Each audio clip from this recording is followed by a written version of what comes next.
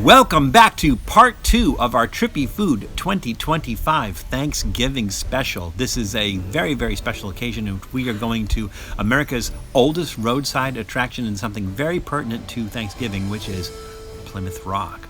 So, Jules, it all began. Jules, we saw some pretty cool stuff. We did. Yeah, we did. But I don't know how it's going to compare to Plymouth Rock. How can you compare anything to Plymouth Rock? I don't know, but we'll be able to at the end of this. It's true. So we have a couple of other things in store, a couple of other places to stop on the way down. We're going to get heading out, so why don't you come with us? So we stopped for something to eat. We're in Randolph, and we are at the AmVets Post 51, which is American Veterans Post 51.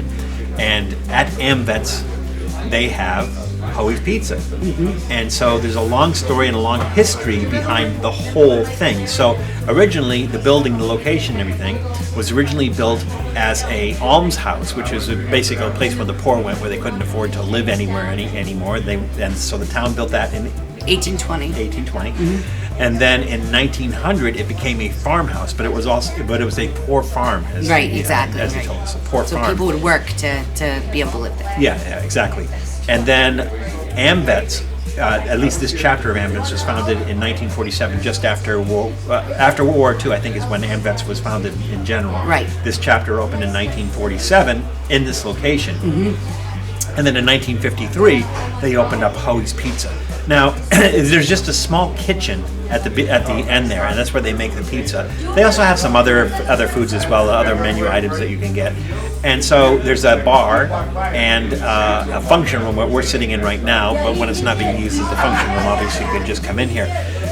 Now the thing is that they were saying how a lot of the other AmVets have closed down, and the reason is because it's a kind of a club for American veterans, and a lot of them just couldn't maintain the rent private, or whatever. Yeah. And then you only have a certain amount of membership dues, so it wasn't really bringing in any money to keep the building up, keep electricity going.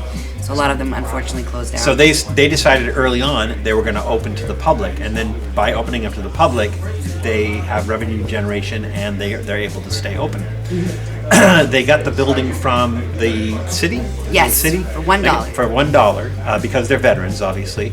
And the stipulation is that when the club disbands, that they have to sell it back to the city. Sell it back to the city. So the thing was, you're probably asking, why are we at a pizza place in an AmVets in Randolph, Massachusetts, in an old farmhouse at all?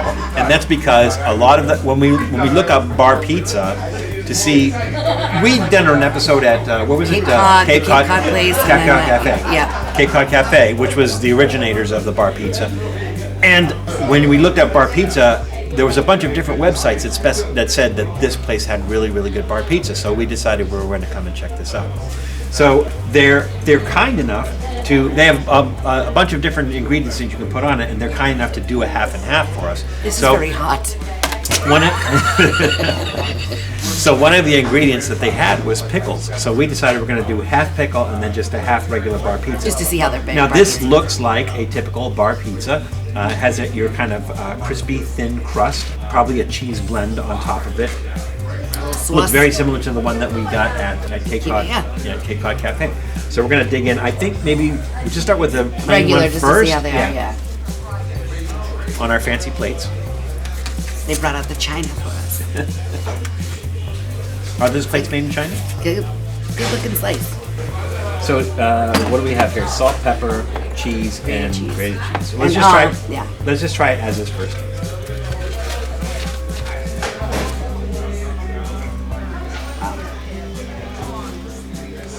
That's really good. It's as good as you want a bar pizza. It's so crispy on the bottom. Perfect sauce and cheese. Now this is a 10-inch pizza, and how much was it? $11. Yeah, for the 10-inch pizza. That's just pretty good. With a topping. So. Yeah. All right, so let's dress it up just a little bit. Oh, I thought you were gonna go for pickle. We can do that. Yeah, let's do a slice of pickle. Go. It's a big dough. Look at that. Look at that. All right, let's try this. Look at that. Had you ever had a pickle pizza before? No. I have not either.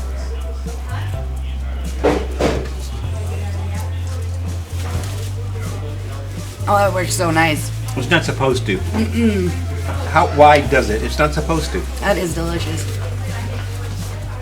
That's amazing. You would think, like with the vinegar, the crispness of the pickle, you would think that. Oh, I thought you said Christmas. No, the crispness of the pickle. You would think that there would be a. I think even Matt would like this. That's really good. So I can see why they make the best of lists.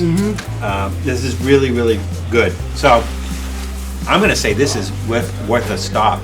Yep.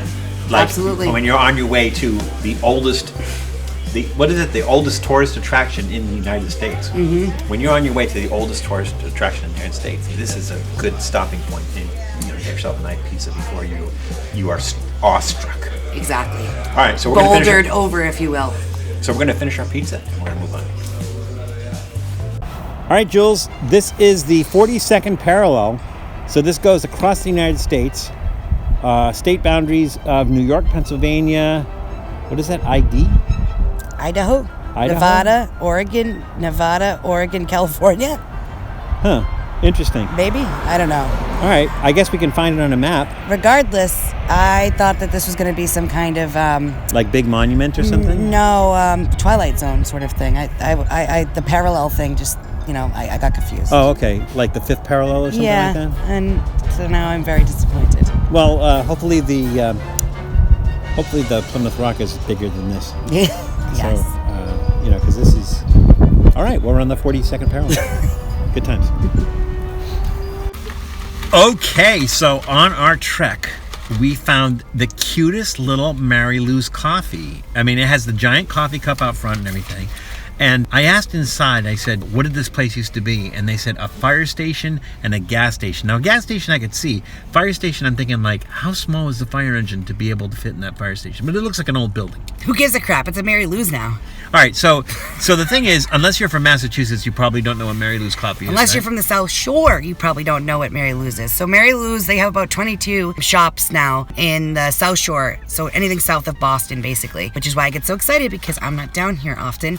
But their coffee, rumored to be Boston's best coffee brewers, who gives them their coffee, but it's delicious. They always have freshly brewed flavored coffees rather than flavor shots. They have specialty kind of frozen drinks and everything in there, and they're adorable. Everything's bright pink. So it's named after founder Mary Lou Sandry. She took over a convenience store in Hanover in 1986 and started her little coffee empire. And thank you, Mary Lou Sandry, because these girls make some really good coffee up in here. So what did you get? I got the strawberry nut cream because I like to do like a little bit of a fruity flavor. Ironically, I got the peanut butter banana milkshake from Heav'nly before, so now I'm just mixing it up. It's gonna be like a banana split. Now, just so anybody knows, it's 30 degrees. It's colder than a witch's broomstick in the ice. I think it's the saying, something like that. And she's drinking iced coffee. Do you know why? Because they're honey badgers. The Bostonians are honey badgers. They will eat ice cream. They will drink iced tea. They don't care. They don't care that that if you spit, it will freeze and fall immediately to the ground. They don't care. It's so. If your hand's already frozen, might as well put iced coffee in there. All right, so go for it. I snuck a sip when you weren't watching. They saw it though. Well, then eventually It's I'll be delicious. watching.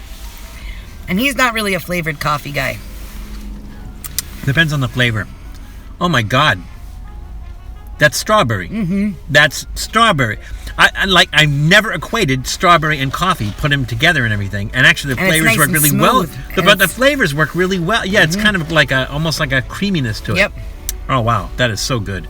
And there's no cream in it. There's no dairy in it. I have it the way you're supposed to have it. Black and cold, like my soul. All right. Well, I'm a Mary Lou convert, so every time I want to have a cup of coffee, I'm just going to have to drive all the way down here, drive the South Shore, 3,000 miles or something. Exactly. But, yeah. All right. So I highly recommend you come. It's onward and upward, or downward.